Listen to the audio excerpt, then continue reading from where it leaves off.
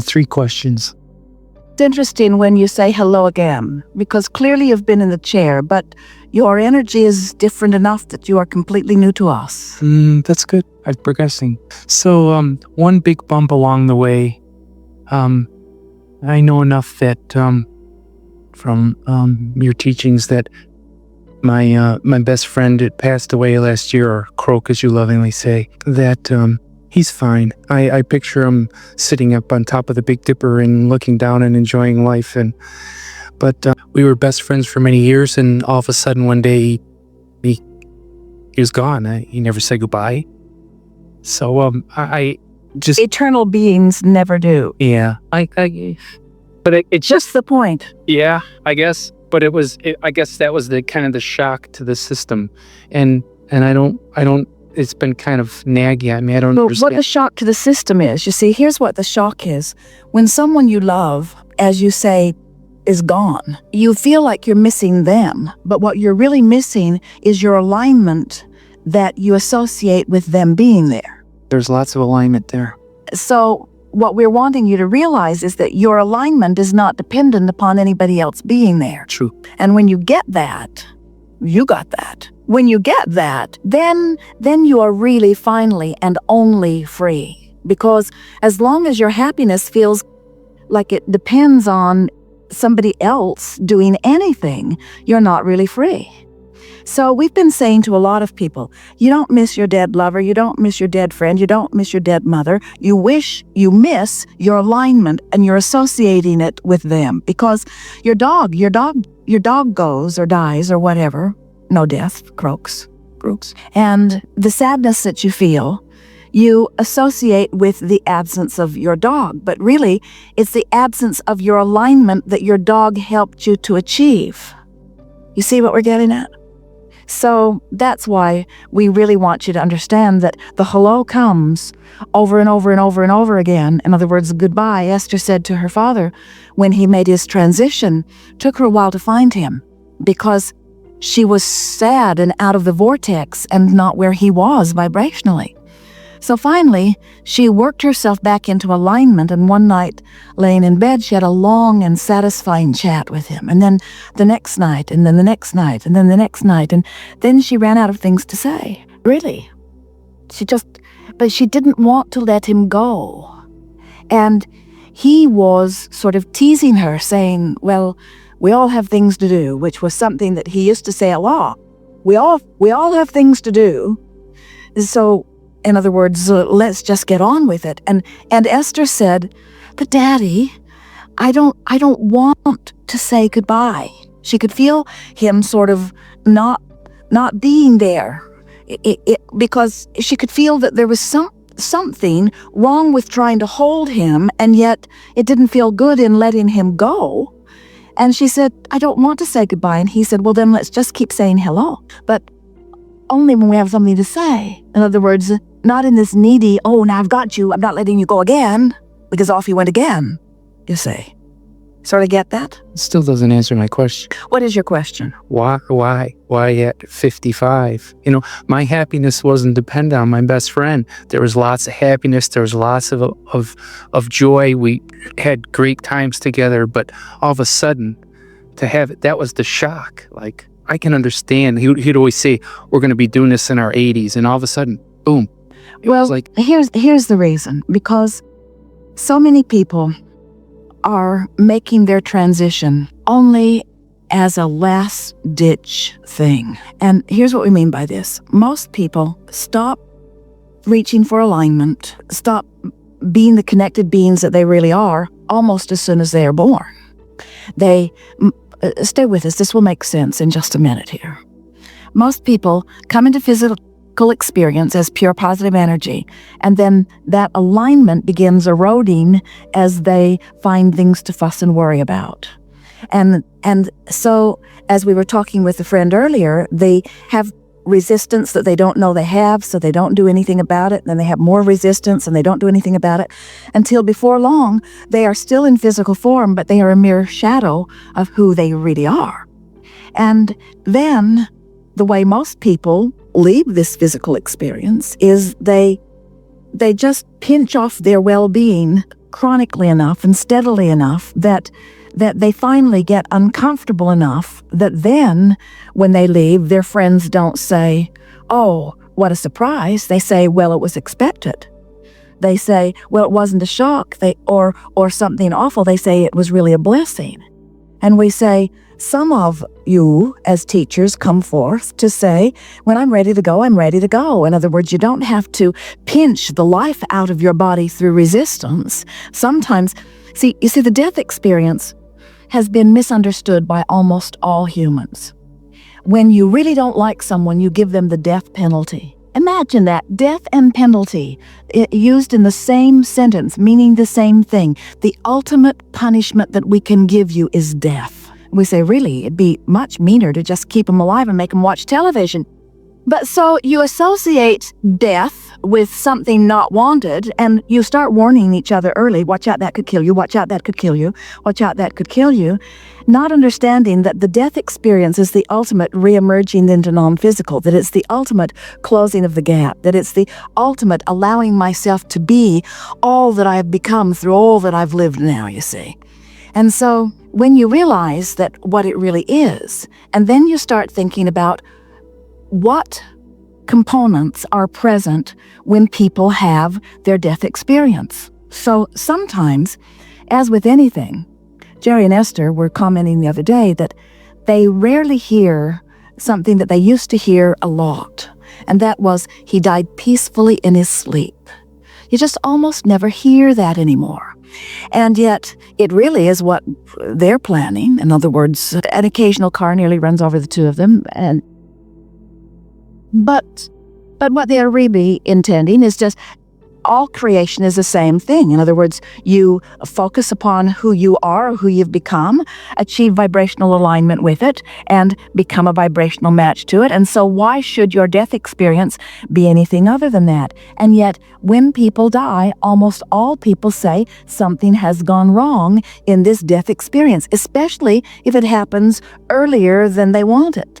So then what commonly happens is people don't allow themselves to reemerge into non-physical because they've got this contradictive vibration going on. In other words, sometimes they're finished with life, they're not reaching for more, but they are not ready to die either because they have beliefs that say, I'm not ready, or I haven't struggled enough, or I haven't suffered enough. And so a lot of people associate when it is a common thing for someone to sit in the chair talking about someone who has died, and they want to know what went wrong, because death they see as an extension of resistance. And we have sort of been helpers along that line of thought when we say, if you've got resistance and you don't notice it, don't worry, it will get bigger. And if you still don't notice it, don't worry, it will get bigger. And if you don't notice it, don't worry, it will get bigger until eventually a truck will run over you or something will take you out. In other words, because those kinds of death experiences are often evidence of resistance. There was strong wanting, but strong resistance that erupted in that being the most next logical step. But there are many who reemerge into non-physical, not because they are in a state of resistance, but because that is where they are setting their intention, and reemerging into the non-physical is the path of least resistance. In other words, it's the place that they want to be. In the same way that someone might be setting the goal for a raise or an improved empire or an improved bodily condition, there are many who reach the place where they want enlightenment and they want to catch up with who they are, and they're no longer enlivened by what's going on in this physical experience.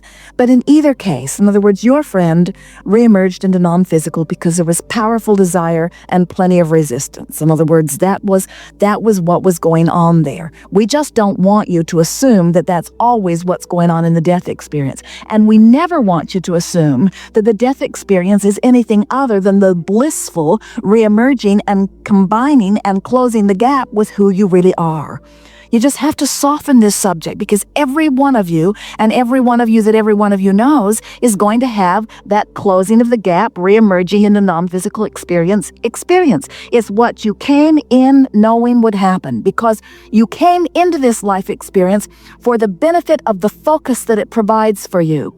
So one of two things happens. Either it no longer provides focus, which causes you to expand, or there's so much that it causes you to expand too that you don't let yourself go, or the third option is what we're always encouraging. You reach the place where that is what you intend. In other words, how nice it is to say one day, this life has been so satisfying to me, and there is nothing about it now that is really ringing my bells. I have sifted through it, and I have discovered it, and I have found what I wanted from it, and now I'm ready to reemerge and become the full being that I am, and really get up to speed with all that this life has brought me, and then I will have another experience. What a wonderful way to reemerge into non-physical. And then just put yourself in your bed with a smile on your face, acknowledging the perfection of your life and the wholeness of who you are, and then just reemerge into the wholeness of that which you are.